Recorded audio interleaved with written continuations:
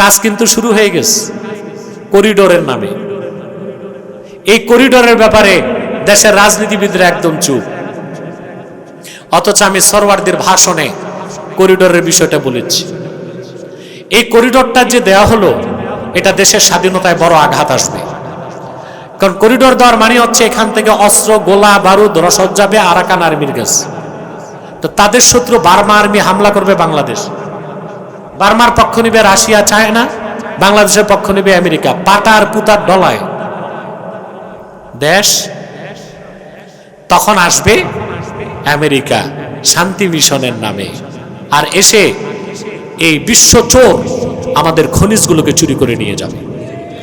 অতএব আমি এখনো বলে যাচ্ছি, নিরন্তর বলে যাচ্ছি, আমাদের সকল রাজনৈতিক দলগুলোকে স্বাধীনতার প্রশ্নে এক জায়গায় আসা উচিত। ঠিক কিনা?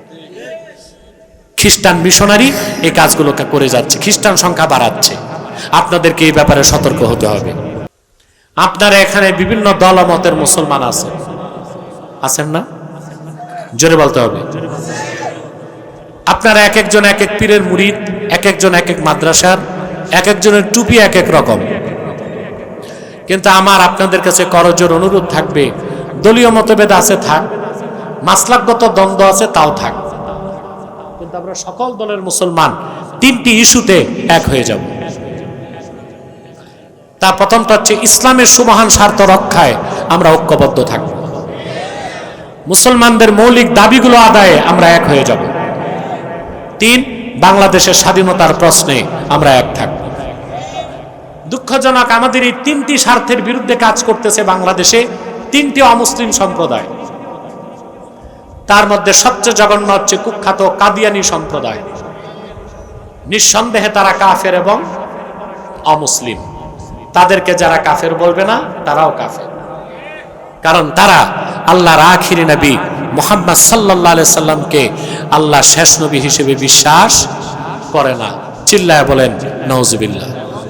সেজন্য তারা কি? তাদেরকে যারা কাফের বলবে না, তারা কি? মানুষকে তারা ধোঁকা দেয়। মুসলমানদের মতো দাড়ি রাখে, টুপি লাগায়, মুসলমানদের মতো নাম রাখে, তাই বলি কি তারা মুসলমান হবে?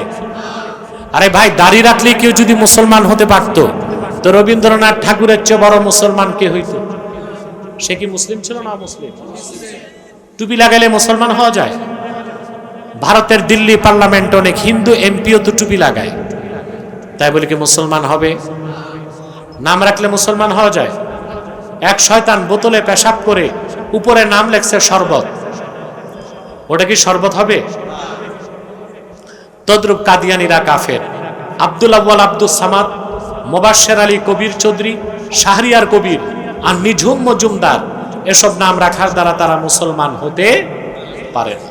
আমার ভাইয়েরা, আমার বন্ধুরা, আমার আল্লাহ ও নূর নবীজি আমার মুহাম্মদ মুস্তাফা সাল্লাল্লাহু আলাইহি ওয়াসাল্লামের ইসলাম ও কোরআনের হাজার হাজার হাজার বছর পরে বর্তমান ভারতের কুখ্যাত পাঞ্জাবের কুখ্যাত গুরুদাসপুরের কুখ্যাত কাদিয়ানে ইংরেজ আমলে এক শয়তান নিজের নবী দাবি করছে। আরে ভাই, চিল্লায় কও নাউজুবিল্লাহ। শয়তান তার নাম রেখেছিল তার বাপ মির্জা গোলাম আহমদ কাদিয়ানি।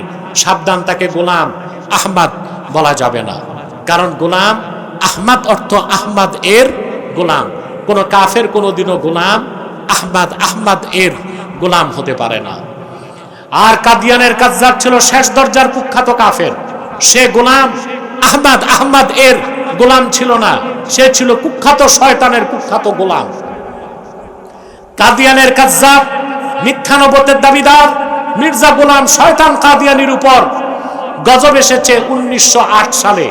যখন গজব এসেছে, কাদিয়ানের কাজ্জাব, মিথ্যানবতের দাবিদার মির্জা গোলাম শয়তান কাদিয়ানি 1908 সালে ধ্বংস হয়ে কুখ্যাত জাহান্নামের কুখ্যাত কুকুরে পরিণত হয়েছে। তার অনুসারীরাও ধ্বংস হয়েছে। বর্তমানে কিছু কাদিয়ানি বাংলাদেশে আছে। ইতিমধ্যেই তারা বাংলাদেশে 100 সেন্টার করে ফেলছে। দুঃখজনক, আপনাদের শ্যামনগরে তারা আস্তানা করে ফেলছে। বাংলাদেশে 100 সেন্টার করছে, শ্যামনগরে ওদের আস্তানা আছে। নাম পরিবর্তন করে করে ওরা মিথ্যা পরিচয় দেয়। কখনো নিজেদের পরিচয় দেয় আহমদী জামাত, কখনো বলে আহমদিয়া জামাত, কখনো বলে আহমদী সম্প্রদায়, কখনো বলে আহমদিয়া সম্প্রদায়, কখনো বলে আহমদী মুসলিম জামাত, কখনো বলে আহমদিয়া মুসলিম জামাত। সাবধান, যত কাদিয়ানি ছিল আছে থাকবে, তারা কেউ আহমদী জামাত নয়, আহমদিয়া জামাত নয়, আহমদী সম্প্রদায় নয়, আহমদিয়া সম্প্রদায় নয়, আহমদী মুসলিম জামাত নয়, আহমদিয়া মুসলিম জামাত নয়, তারা শয়তানি জামাত, কুখ্যাত জাহান্নামের কুখ্যাত কুকুরের দল। আমাদের সকল দলের একটাই দাবি, অনতি বিলম্বে স্বাধীন বাংলায় শয়তান কাদিয়ানীদেরকে রাষ্ট্রীয়ভাবে অমুসলিম ঘোষণা করতেই হবে, করতেই হবে, করতেই হবে। এই দাবি আদায়ে যদি জানমাল দিতে হয়, কারা কারা প্রস্তুত আছেন হাত তুলে দেখা।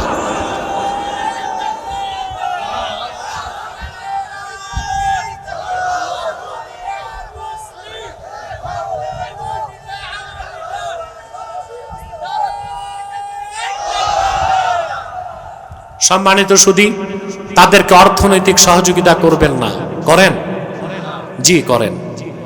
প্রাণ কোম্পানির যত জিনিস তাদের, সেজান কোম্পানির জুস তাদের, RFL এর পণ্যগুলো তাদের, আর প্রথম আলো নামের প্রথম অন্ধকার পত্রিকা, ডেইলি স্টার, কালের কণ্ঠ, এগুলো তাদের।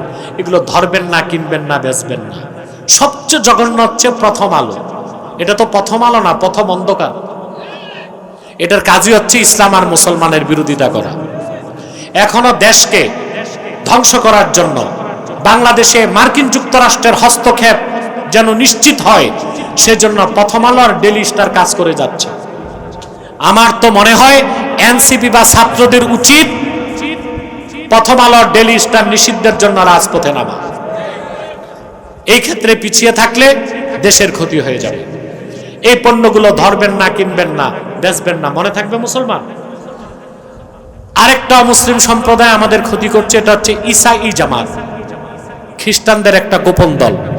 এরা মাঠে নেমেছে 1975 সালে। এই পর্যন্ত 2.5 লক্ষ মুসলিম পরিবারকে তারা খ্রিস্টান বানিয়েছে।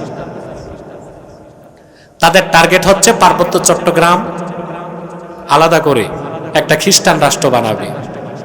কাজ কিন্তু শুরু হয়ে গেছে করিডোরের নামে। এই করিডোরের ব্যাপারে দেশের রাজনীতিবিদরা একদম চুপ, অথচ আমি সরওয়ারদের ভাষণে করিডোরের বিষয়টা বলেছি। এই করিডোরটা যে দেওয়া হলো, এটা দেশের স্বাধীনতায় বড় আঘাত আসবে। কারণ করিডোর দেওয়ার মানে হচ্ছে এখান থেকে অস্ত্র, গোলা বারুদ, রসদ যাবে আরাকান আর্মির কাছে। তো তাদের শত্রু বার্মা আর্মি হামলা করবে বাংলাদেশ, বার্মার পক্ষ নিবে রাশিয়া, চায়না, বাংলাদেশের পক্ষ নিবে আমেরিকা। পাটার পুতার ডলায় দেশ। তখন আসবে আমেরিকা শান্তি মিশনের নামে, আর এসে এই বিশ্ব চোর আমাদের খনিজগুলোকে চুরি করে নিয়ে যাবে। অতএব আমি এখনো বলে যাচ্ছি, নিরন্তর বলে যাচ্ছি, আমাদের সকল রাজনৈতিক দলগুলোকে স্বাধীনতার প্রশ্নে এক জায়গায় আসা উচিত। ঠিক কিনা? খ্রিস্টান মিশনারি এই কাজগুলোকে করে যাচ্ছে, খ্রিস্টান সংখ্যা বাড়াচ্ছে। আপনাদেরকে এই ব্যাপারে সতর্ক হতে হবে। আরেকটা বাতিল ফেরকা হিজবুত তাওহীদ, এটাও মাথা চারা দিচ্ছে। এটা এত জঘন্য, এদের আকীদা হচ্ছে নামাজ হচ্ছে ব্যায়াম। ওযু থাকলেও নামাজ হবে, ওযু ছাড়াও নামাজ হবে। তাদের আকীদা, নারী আর পুরুষ যদি বিবাহ নাও করে, পারস্পরিক সম্মতির মাধ্যমে ফিজিক্যাল রিলেশন করতে পারে, জেনাটাকে তারা কোনো গুনাহ মনে করে না। তাদের আকীদা দাজ্জাল বলতে কিছু নাই, আমেরিকায় দাজ্জাল। এটা কেন বলে জানেন? দাজ্জাল হত্যা করতে কে নামবে? কিয়ামতের আগে কে নামবে? ঈসা ইবনে মারিয়াম। নবী পরিচয় দিবে না, এসে উম্মতে মুহাম্মদী পরিচয় দিবে। উড়ি দাজ্জালকে হত্যা করবে। এই নুজুলে ঈসা, ঈসার আকাশ থেকে অবতরণের বিষয়টা বিশ্বাস করাটা মিন ওয়াজিবাতিল ইসলাম। এটা যে বিশ্বাস করবে না, সে কাফের হয়ে যাবে। ঈসা যে নামবে আকাশ থেকে, এটা যে বিশ্বাস করবে না, সে কি কাফের হয়ে যাবে। এটা তো বলতে পারে না। বলে দাজ্জাল বলতে তো কিছু নাই, তার মানে ঈসা নামার দরকার কি? দেখেন কত জঘন্য আকীদা তাদের। এই হিজবুত তাওহীদের ব্যাপারেও সাবধান, সতর্ক থাকবেন। পারবেন তো ইনশাআল্লাহ? এসব ক্ষেত্রে সকল মাসলাকের মুসলমান একসাথে কাজ করবেন। হেফাজতে ইসলাম, জামাত, শিবির, খেলাফত, কওমি আলিয়া, কোনো দ্বন্দ্ব করবেন না। এই তিন স্বার্থ, এই আমাদের যে কথাগুলো বললাম, সকল প্রকার কাফের মুশরিক রামবাম নাস্তিকদের বিরুদ্ধে দেশের স্বাধীনতা রক্ষায় আর মুসলমানদের মৌলিক দাবি আদায়ে সকল মাসলাকের মুসলমান একসাথে কাজ করবেন। আহলে হক, আহলে সুন্নত এক প্ল্যাটফর্মে কাজ করবেন। মনে রাখবেন আমার স্লোগান, মাসলাক যার যার, দ্বীন ইসলাম সবার। আমার টুপি আমার কাছে, আমি চাপাই দিব না তুমি আমার টুপি পরো, আর তুমি আবার বলতে পারবা না আমার টুপি বেদাত। আমারটা আমার কাছে, তোমারটা তোমার কাছে। মাসলাক যার যার, দ্বীন ইসলাম। বলেন তো স্লোগানটা, মাসলাক যার যার, দ্বীন ইসলাম সবার। মনে থাকবে?